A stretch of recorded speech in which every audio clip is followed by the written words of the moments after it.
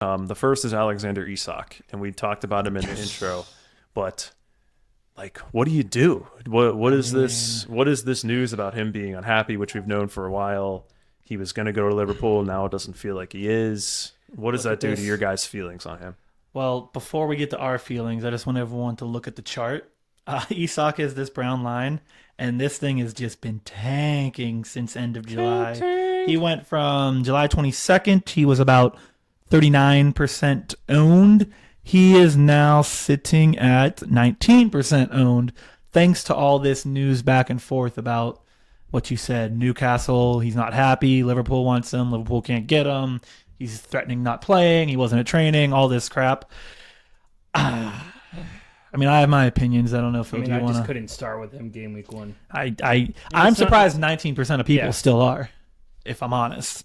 But they might be the geniuses because he might start and he might pop off, and he could be as good as we know he is. Perhaps for 19%. But here, I want to throw something out there. If you don't have any more opinions, Phil. I'll allow it. Okay. So, if Isak, hypothetical world, if Isak doesn't play, let's say he sits out or he does get traded, what does that mean for Newcastle? To me, Anthony Gordon then becomes the forward, and he's not a natural forward, but he played in a preseason game in that position, had an assist. All articles kind of said, great pushing forward, great with pressure. Then it opens up the midfield a little bit because Anthony Gordon's forward. Now you have the space for Harvey Barnes, Anthony Elanga, Jacob Murphy, right? Guys that we don't want right now because the midfield is so crowded. So if Isak doesn't play or leaves, is Anthony Gordon interesting to either of you at 7.5 million, knowing that he's going to have to be the only forward on that team? I'm going to not hot take, smart take. If Isak doesn't play or leaves Newcastle, every single asset on Newcastle is absolutely useless. Okay. Absolutely useless. It's a very simplistic take.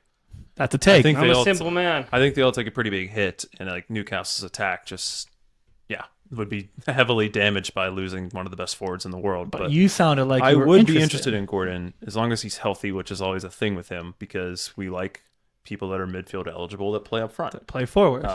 It's not like Newcastle are going to stink, but someone's going to score goals. Someone's got to do it. I'd be willing to take a shot, but yeah, let's hope that doesn't happen. But I don't know what's going to happen in this situation. Let's hope that doesn't happen. But yeah, Anthony Gordon becomes interesting as a forward on Newcastle if Isak doesn't